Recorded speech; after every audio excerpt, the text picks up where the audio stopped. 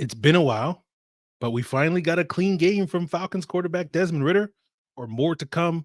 We'll talk more about surprises and takeaways from the Falcons win over the Jets in Week 13. You are Locked On Falcons, your daily Atlanta Falcons podcast. Part of the Locked On Podcast Network, your team every day.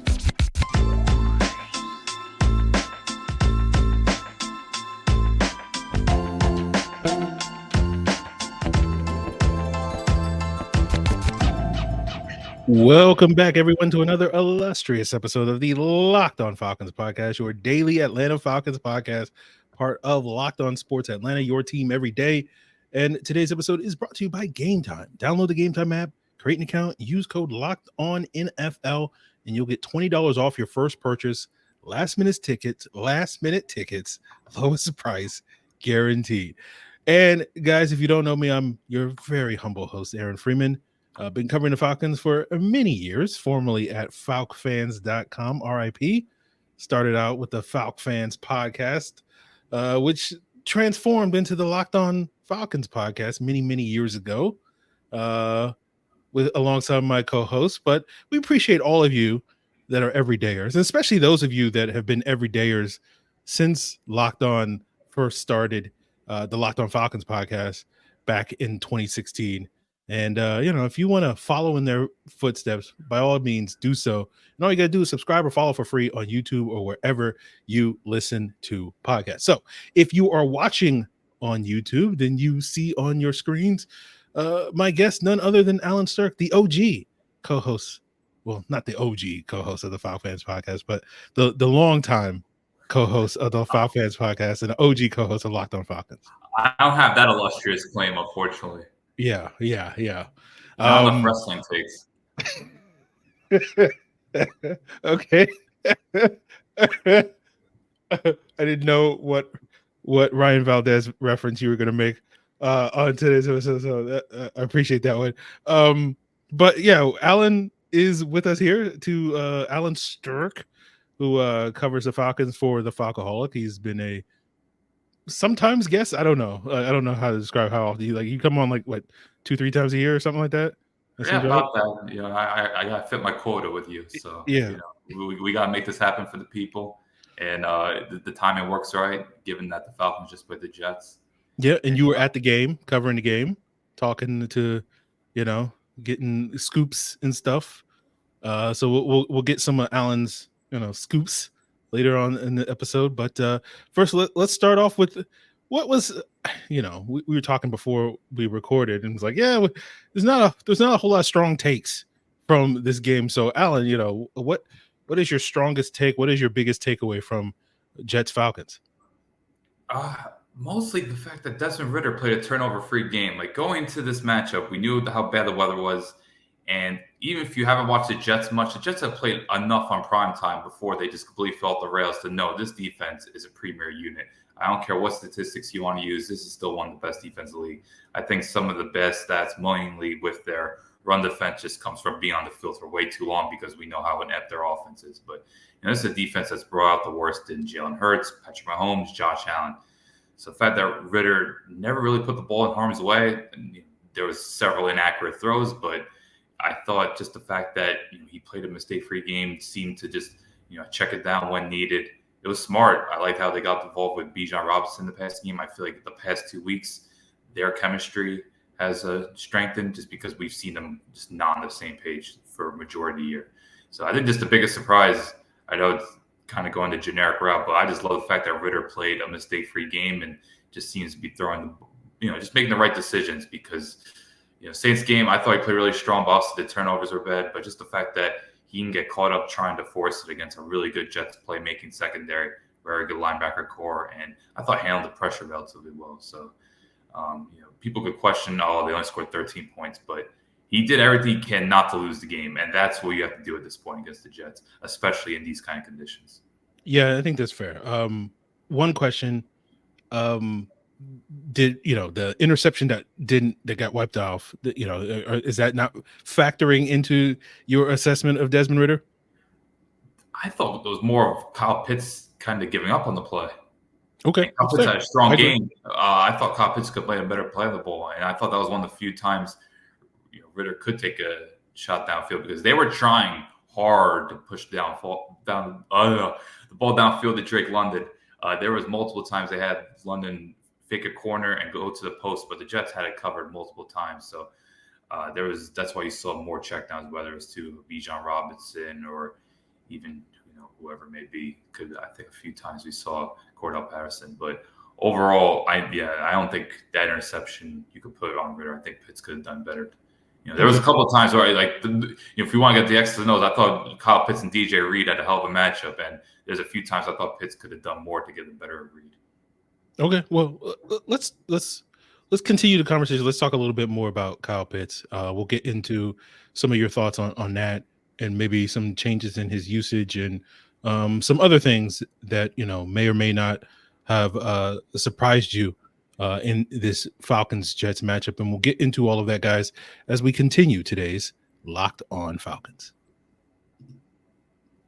But first, I want to tell you about Gametime, the fast and easy way to buy tickets for all the sports, music, comedy, and theater near you. They have killer last-minute deals, all-in prices, views from your seat, and their best price guaranteed.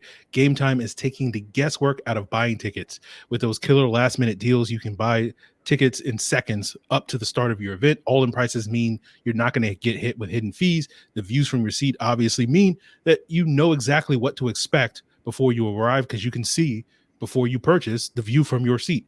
And their best price guaranteed means if you find tickets in the same section and row for less, Gametime will credit you 110% the difference. Take the guesswork out of buying tickets with Gametime by downloading the Gametime app, create an account, and then use code LOCKEDONNFL, and you'll get $20 off your first purchase. Terms apply. But again, create an account and use code LOCKEDONNFL for $20 off. Download Gametime today. Last minute tickets, lowest price guaranteed. So continuing here with Allen Strk of the Falcoholic, and we're talking about Falcons Jets. But before we continue that conversation, I do want to plug the innovation and iconic Locked On Podcast Network, who has started their first 24/7 streaming channel, right? Locked On Sports Today, covering all the sports, all the leagues, get all the local insight. Just search Locked On Sports Today and you'll get that 24/7 streaming channel. So entertainer and icon, besides Locked On, that is, of course, Jonathan Vilma, the great color commentator for Fox. But Alan, let's talk a little bit about surprises. But I'm curious, were you surprised by anything in this game, in terms of the Falcons game plan? I know other people have spoke on, they thought the Falcons would be able to run the ball maybe a little bit more effectively than they did. But I'm just curious, if did anything catch you off guard after watching this game? I just think, given how much the Jets are stacked in the box, because they really didn't have much respect for the Falcons passing game, it was kind of like the Houston game where it was just too many bodies there. And we know how good that linebacker core, like Quincy Williams, CJ Mosley, they don't really make mistakes. They are consistently just blowing through gaps, and they know how to take on blocks. So I wasn't surprised to see a running game struggle. It was just too many bodies in the box, and the offensive line still, they're playing better, but still like a week in, week out process. I thought the biggest surprise, and even though statistics don't show it, but Kyle Pitts more on the outside on 12 and 21 personnel looks. We've seen Kyle Pitts more as an inline tight end, definitely been playing a ton in the slot this year. We saw him, him and Drake London were on the outside for a couple of third downs, even on first down when they were trying to utilize more play action. And it was encouraging because, of course, one of the biggest topics week in, week out is all about Kyle Pitts' usage. He's always in a slot. He's inline tight end. He's blocking too much. People hate when he blocks, even though he's technically a tight end. But it was cool to see him on the outside because I feel like they needed that because the coverage was going to lean towards London. They negated him really well, especially with Sauce Gardner.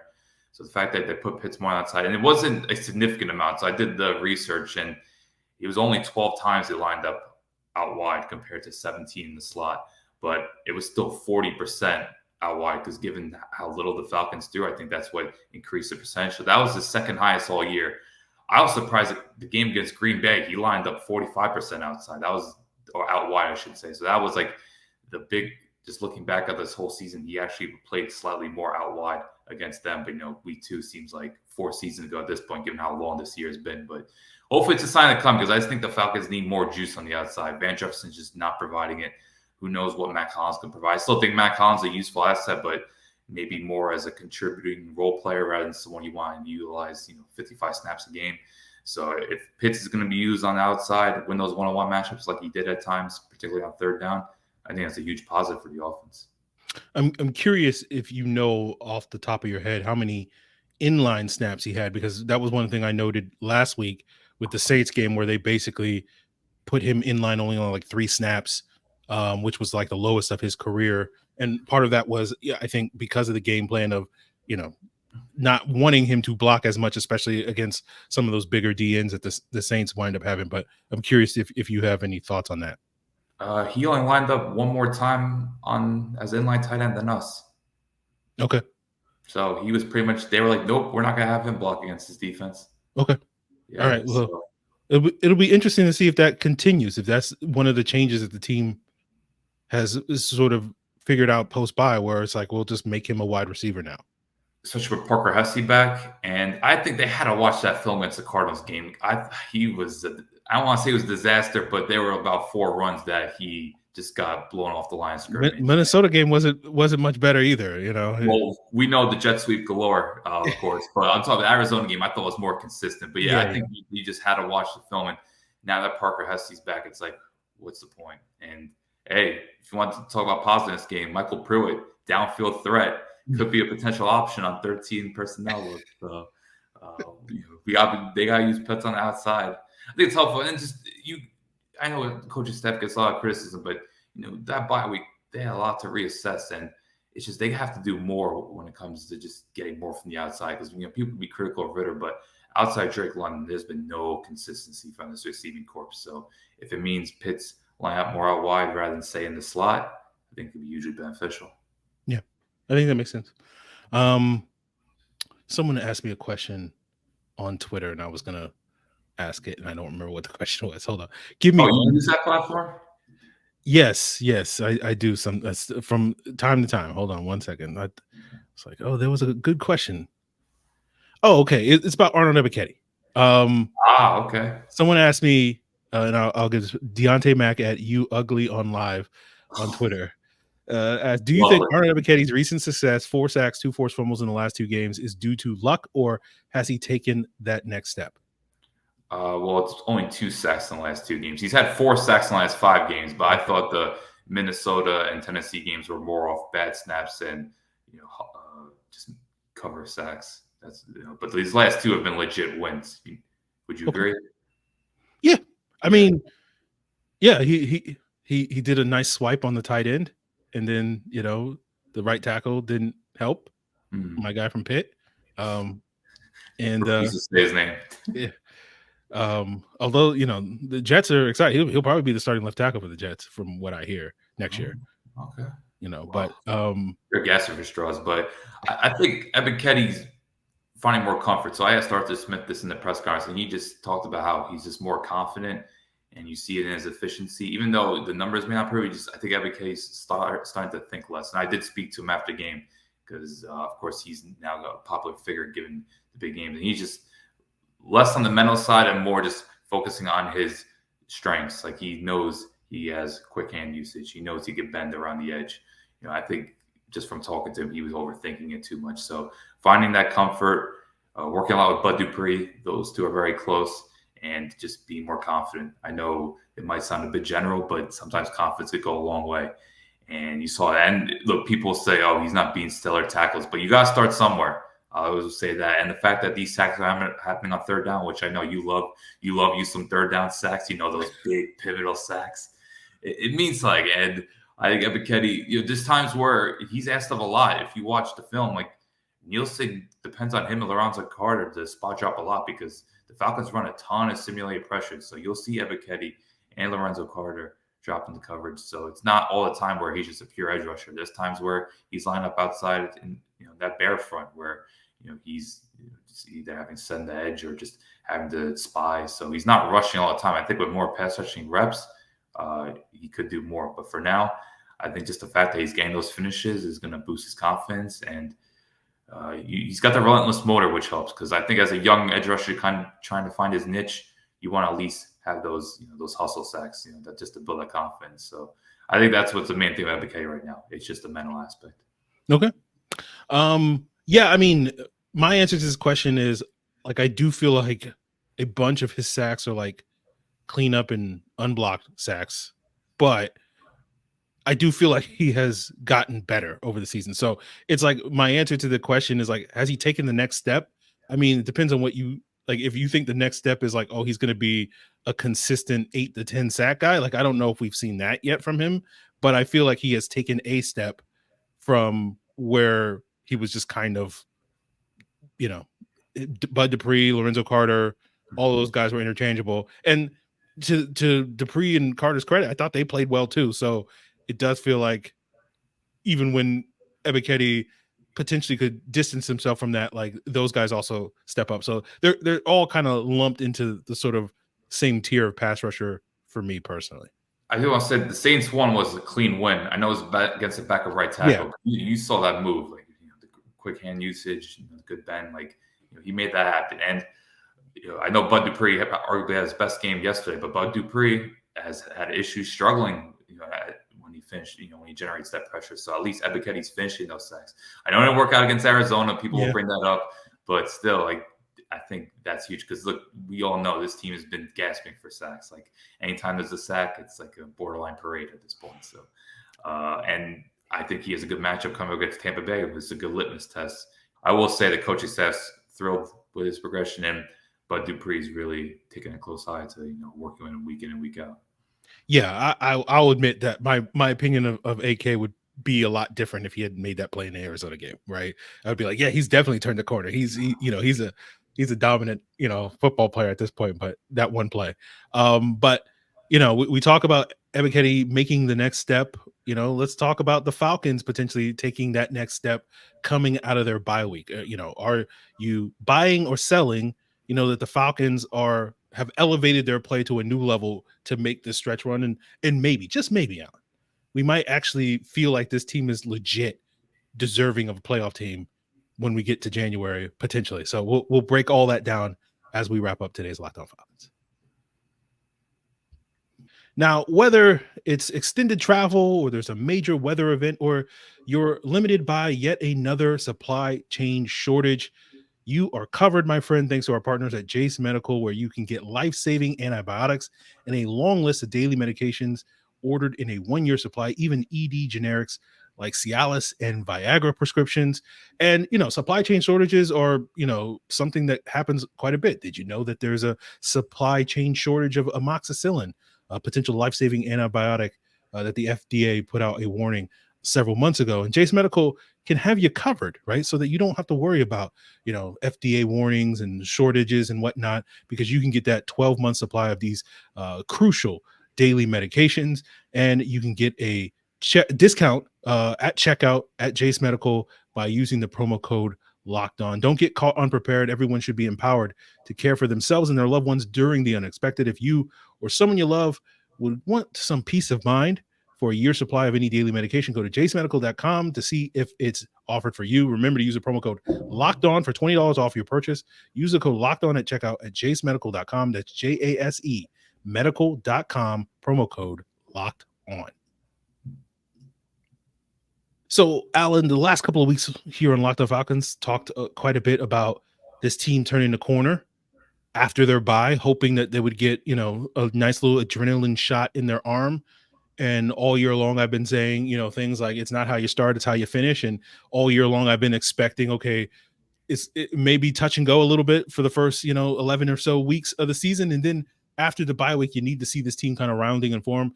They're coming off their first 2-game winning streak since weeks 1 and 2 of the year, have an opportunity to extend that to 3 at home against the Tampa Bay Buccaneers this week. I'm curious if the things that you've seen from this team the last 2 weeks, does that make you believe that they have turned the corner, that they have taken that next step as a team, and we don't have to, be waiting for that other shoe to drop and them reverting back into that sort of middling, bad, I guess, for lack of a better term, team that they seem to be at various points in the first, 10 games of the year?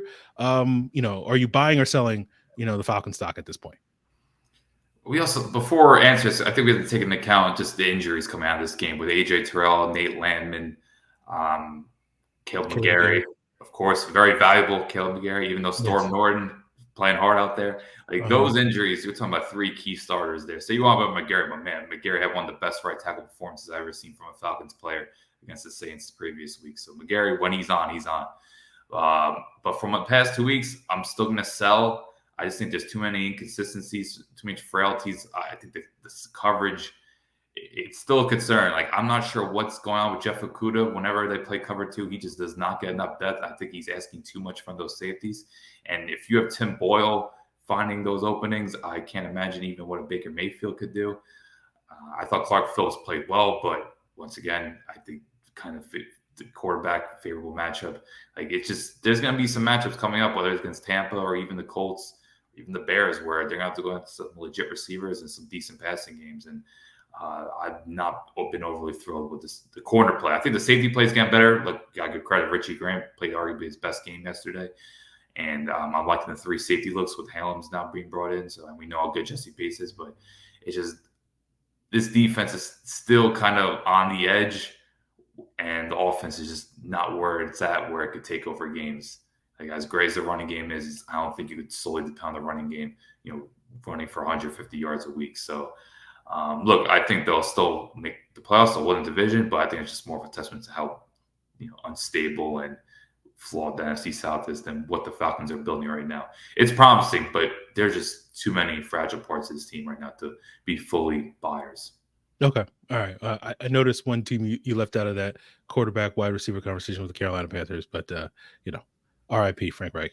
What do you think? I mean, I feel good about the run game. I feel like the passing game is trending in the right direction, but clearly, like, I agree with you. Like, they're not there yet. Although, again, I'm not going to judge them too harshly off of what they couldn't do against the Jets, because, as you said at the beginning, like, this is a legit defense, and with Sauce and DJ Reed, that they could really basically take our wide receivers out of the game, and it basically had to be Kyle Pitts or Bijan to put the offense, the passing game on its back. And I think Kyle Pitts, with a nice assist from Michael Pruitt and a couple of checkdowns to Bijan, they were able to do that on Sunday. So I feel like the defense is fine. Like, it's concerning though. Like, if Jesse Bates doesn't make 2 exceptional plays, who knows what the Saints could do in that red zone. And just from getting the full press view yesterday, the Jets had some looks downfield.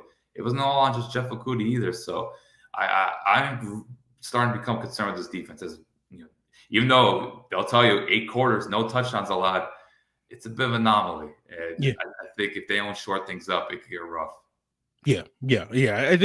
I think the arrow is pointing up, but I don't think you're wrong for selling on the Falcons at this point in time. I think you need to see a little bit more from this team before we can start talking about them as like, hey, they're kind of feisty, and whoever that 5 seed is going to be, whether it's going to be Dallas or Philadelphia at this point, we're a long ways away from that matchup coming and being like, this Falcon team, they could do some damage. Like, we still got a ways to go before I feel that comfortable with it, but we'll sort of see. Yeah. I think from these 2 games, I will say Desmond Ridder has made strides. I think that's the biggest positive, and the running game, they're starting to build on that. I think they could use Algier a little bit more, because as you saw in the Saints game, Bijan is the workhorse, Patterson's a great change of pace, and Algier is the closer. I thought maybe they could have got Algier more involved, but that Jets defense is ferocious. They're flying off the ball, so it's just something that was kind of insurmountable. But as I think there's plenty of reasons to be positive about the offense, but the defense, even though 8 quarters, no touchdowns, you watch them, they're playing with fire right now. And I just think the secondary's got to play better and could even use a little bit more juice from the pass rushers. But, the linebackers and safeties are doing their thing, though. I think, once again, Nate Landman, who hopefully didn't suffer a serious injury, but Nate Landman, what a revelation. Okay. We'll see. They'll get tested against this Bucs offense that we know can, they got weapons, right? That's one thing they got on the outside. Evans and Godwin. And K. Dotton apparently is a problem for this Falcons defense, but may not be the worst time for AJ Terrell to miss a game considering his struggles against Mike Evans. Well, I might be pushing it there.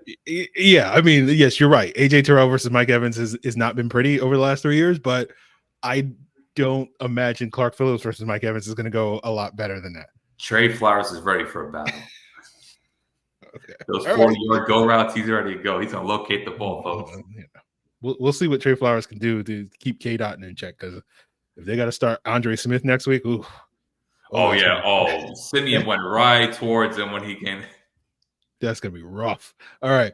So, Allen, I appreciate you coming on and sharing your insight. Any parting thoughts that you want to share with the listeners before we duck out of here?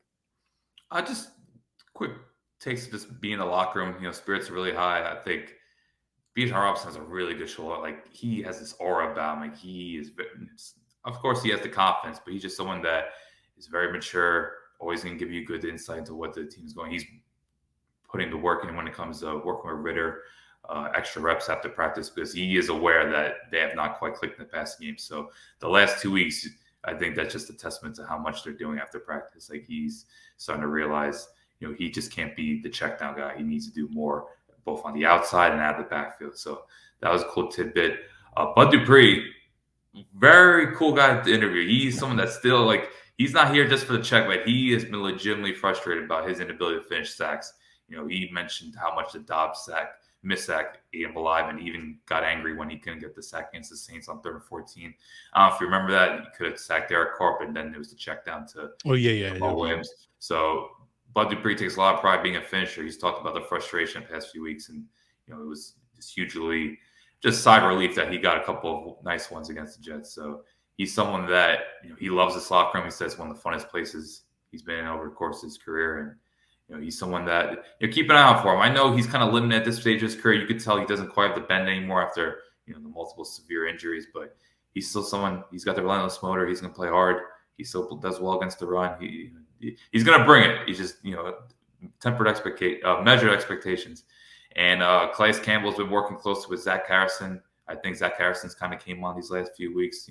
Baby steps with him. He was hugely raw coming out of Ohio State. So I think Calais Campbell's starting to take more initiative and work with him. And, of course, he's taking more snaps. Like, the fact that Calais Campbell's 37 years old and he's averaging between 40 to 50 snaps a game is just absurd. But, man, he had a huge, jolly smile on his face.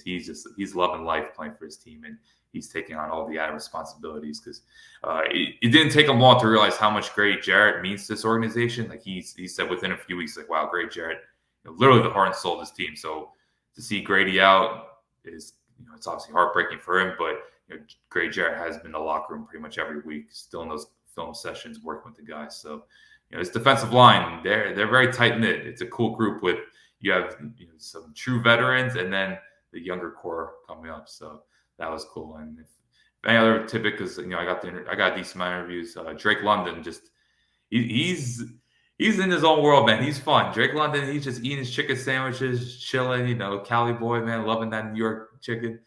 But he's someone that he's a team player. He was not upset one bit by the lack of targets. He was someone that he's going to affect the game regardless. If it means more blocking, he'll do it.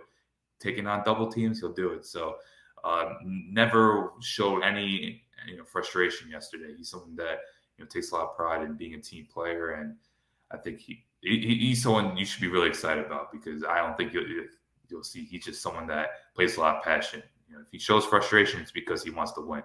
Winning becomes more before anything. So those are kind of cool interviews I got. Bijan Robinson, Drake London, Arnold Ebiketie, Calais Campbell, and Bud Dupree. All 5 guys. Great to talk to. Fantastic dudes. All right. Well, loving that New York chicken was not a line I thought I'd hear on this podcast, but that's the way. We got New York heroes in New York, man. Okay. I'll have to process that whole thing. But Allen, I appreciate you joining me on today's episode, sharing your insights, talking a little bit, behind the scenes stuff with some of these players, and let the people know where they can find more of your stuff. Allen Strk, ALLENSTRK. Like I mentioned before, if you want the full interview, so part 1 I had with Bijan Robinson and Drake London, focused on the offensive side. That's up. And then did like a whole piece with the defensive line, Bud Dupree, Calais Campbell, and Arnold Ebiketie. So those 2 pieces are up on the Falcaholic. There will be no chip review this week. The company I work for, Odyssey, for whatever reason, is doing a Christmas party way too early in advance. So I have to be at that. So I just don't have time to do a chip review this week. So fortunately, work matters. I got put on an ugly Christmas sweater. That's life sometimes. But Allen Strk, ALLEN-STRK. There you go. All right, guys, that's going to do it. Tomorrow we'll be back with an all 22 review, breaking down Jets Falcons and whatever else. So there you have it. Continue to make us your first listen. Appreciate it till then.